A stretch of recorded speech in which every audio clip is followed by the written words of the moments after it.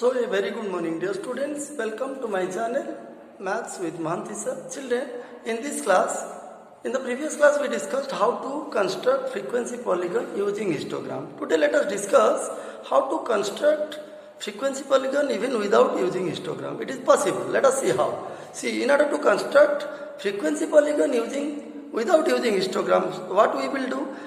As I told you in while constructing frequency polygon using histogram, what I said you join the midpoints of all the bars or rectangles by means of dotted line and you close the curve. The required closed curve obtained will be what? A frequency polygon.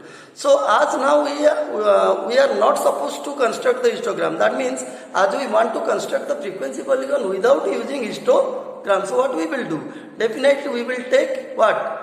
The midpoint of what? Midpoint or class mark you can say of the classes. So how to do? Let us see with the help of one example.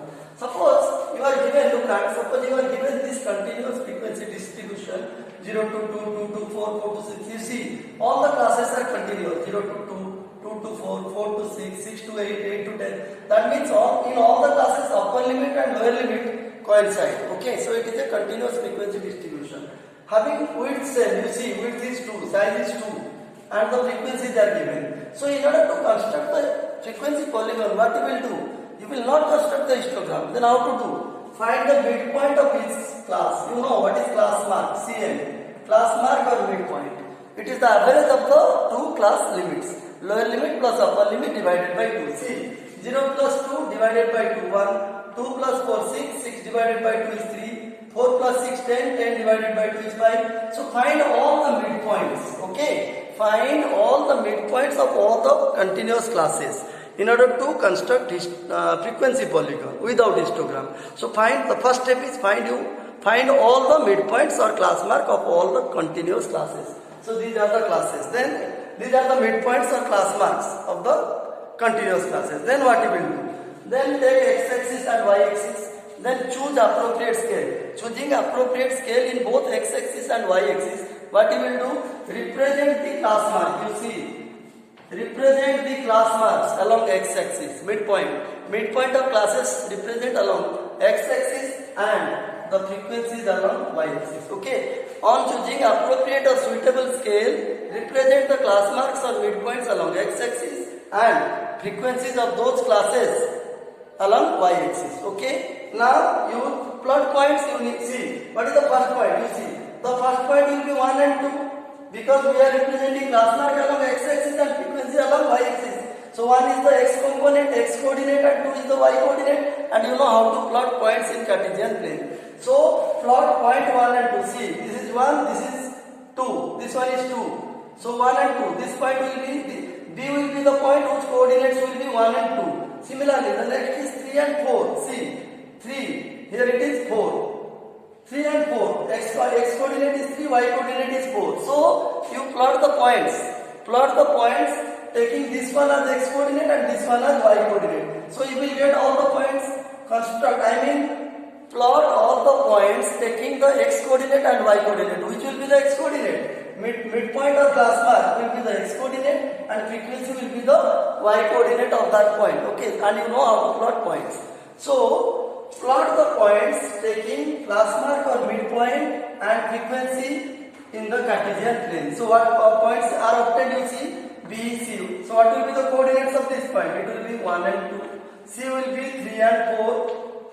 D will be 5 and 6. You see, I am showing the points.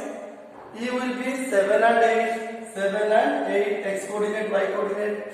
F will be 9, 9. You see the coordinates of F, 9, 9. Then 11 and 6, G.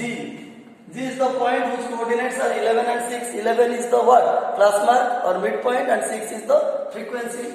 Then H is 13 and 5. You see, 13 and 5. I is your 15 and 3. Okay, so plot all the points and J is 17 and 1. See. So after plotting all the points, what you will do? Join the points. There is no need to join the points by dotted line, as I told you in case of constructing frequency polygon using histogram. In histogram, the midpoint of the bars or rectangles, they have to be joined by dotted lines. But if midpoints you took along x-axis and frequency along y-axis, and if you want to construct the frequency polygon, there is no need to join these points by dotted lines. You can simply join by straight line. Okay. So join all the points. After joining all the points, you got the frequency polygon, but it is not closed. You have to close it, otherwise it is wrong. Now how to close it? You see, in order to close in this case, as we have taken class marks on midpoint along x-axis and frequency along y-axis, and we have plotted different points. In order to close the curve, what we will do? Take the previous class interval. You see, here it is 0 to 1. So the previous class interval will be 0 to -1. So -1 along negative x-axis. This is negative x-axis. So -1 along negative x-axis and take its midpoint. See, this is the midpoint. Similarly, which is the last class interval? You see, 16 to 18, 17 to 18. You see, this is the last class interval. So take the succeeding midpoint of the succeeding class interval. Take the midpoint of the succeeding class interval and you join it. Join the point J to the midpoint of the succeeding class. Join this point B, whose coordinates are 1 and 2, to the midpoint of the preceding class. This is the preceding class and this is the succeeding class. In order to close the curve, you have to find two imagined class intervals. So the two imagined class intervals in this case will be the class interval preceding to the first class on x-axis and the class interval succeeding to the last class on the same x-axis. Then you close the curve. So whatever required curve is obtained, you see A, B, C, D, E, F, G, H, I, J and K will be the required frequency polygon. So in this case, we did not construct histogram. Did we construct histogram? No. We constructed only the what? We constructed frequency polygon without constructing histogram. How did we construct? We took the midpoints or class marks. We took the midpoints or class marks of the what? Classes along x-axis on choosing appropriate scale, then frequency along y-axis, then we plotted points taking class mark as x coordinate and frequency as y coordinate. We have to plot points, join all the points by straight line. There is no need to join by dotted line, and close the curve. In order to close the curve, you have to find two imagined class interval. One class interval will lie to the left of the first class. Okay, it will lie to the, that imagined class interval, one will lie to the left of the first class and the other will lie to the right of the last class on the same axis, that is x-axis. Take the midpoint of those two imagined class intervals and join point B to this point, this midpoint, and the last point J to the last midpoint of the succeeding class or imagined class interval, whatever you say.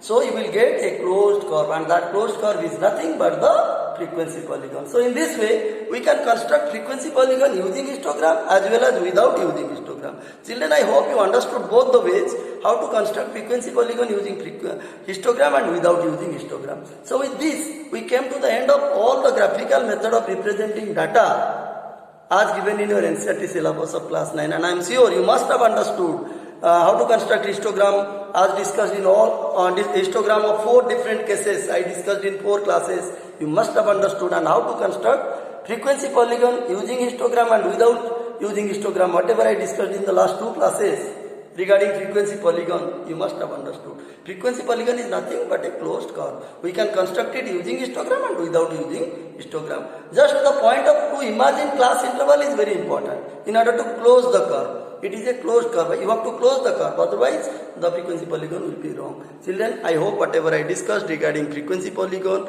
in this class and in the previous class, you must have understood. If at all it is true, please hit the like button and subscribe my channel. Okay, so we shall meet again in another class to discuss different measures of central tendency. Till statistics is not over. This is only about graphical representation of data. We shall discuss what are central tendencies, what are the different measures of central tendencies and how to calculate them. We shall discuss in the next class. Okay, thank you.